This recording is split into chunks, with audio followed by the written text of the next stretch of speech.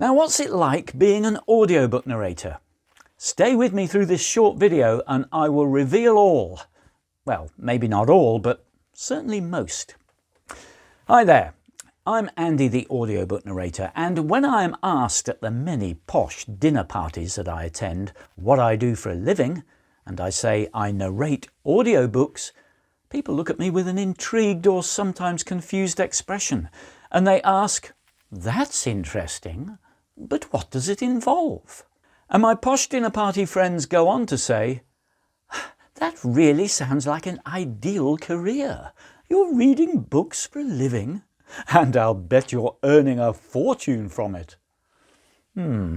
Well, firstly, I don't go to many, if any, posh dinner parties in reality. And actually, I read books twice for a living. Firstly, I need to read the whole book to myself. It doesn't have to be out loud, but what it does, it enables me to get to know the story and the characters before I narrate it. It's very important to do that.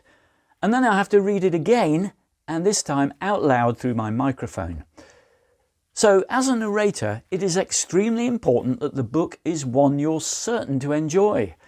Reading a book you hate is hard enough if you do it once, but reading it twice, that's masochistic. But if it's a book you enjoy, then reading it twice can be fun, and in fact, narrating it out loud will be an altogether different experience than reading it to yourself in your head. Because when you do so, you really do notice every word, you become every character, and you live every moment. And because you are focused on every word, well, you become the most effective proofreader in the world. Now, the reaction is always that reading books for a living is such a cushy job. People will imagine you sitting there with your feet up in front of the fire, perhaps with a steaming cup of tea or even a glass of wine, and not a care in the world. But it's not that cushy, unfortunately. Okay, I know there are many much tougher, much harder jobs in the world than being an audiobook narrator. For example, a soldier, a miner, a carer, a prison officer, a farmer, a street sweeper, and so on. But being a narrator is not always going to be the comfy, easy job that everyone imagines. Because reading out loud is tiring. Acting many different character roles requires a lot of concentration and a lot of invention, having to create the different personalities and voices. There is the intensity of ensuring that the voices of the regular characters are kept consistent. And away from the demands of the actual performance, there is the pressure of working to a deadline, which is more often than not the case. As well as the voice acting skills, you'll need some technical ability when it comes to the editing, unless someone else is doing that bit for you. But if you're handling everything, then 1 hour of book content will take you around 8 hours to produce. So you could be sitting in your little windowless recording booth and often hunched over your computer for several hours a day and several days a week. Now, let me be clear, I'm not complaining. I love this job. But like all jobs, or the vast majority of them, it isn't all plain sailing. And sometimes you'll even get a few bad reviews, which, when you're new to it, will seem like the end of the world.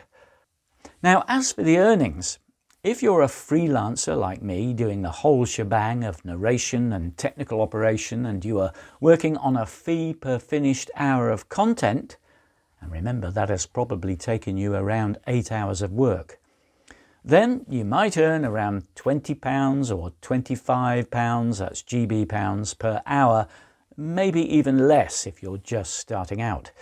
You might do better if you're being hired by an agency and you don't have to do the technical stuff, but there's a lot of competition out there and it won't always be easy to get selected. You will have to build your reputation before you start making any decent rewards, and that can take time. So, unless you are a professional actor narrating audiobooks on the side, you aren't likely to make your million. But if you take out a royalty share agreement with the author or publisher, and the audiobook sells thousands, millions even, then you will do very well out of it. You need to get lucky. not quite as lucky as winning the national lottery, but not far off. In essence, don't decide to become an audiobook narrator because you have the objective of becoming a millionaire.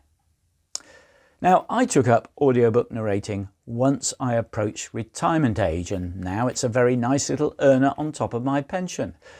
I would never have tried to break into this job when I was younger and had more financial commitments because it would have been too risky. And as I said, there's a lot of competition out there. But hey, if you feel confident that you have the voice, the acting skills, the determination, the dedication, the self-discipline and the technical skills, which don't have to be that advanced in all honesty, then do give it a go, but don't give up your day job first. Listen, I hope this has been interesting and even better, useful. Please give it a thumbs up if you liked it, and if you have any questions, feel free to post them below and I will answer every single one, I promise. And please subscribe to my channel. It's free, of course, and there'll be more of my musings on all things audiobooks and audiobook narration to come. So, thanks for taking the time to watch this video. Bye for now, and see me again soon.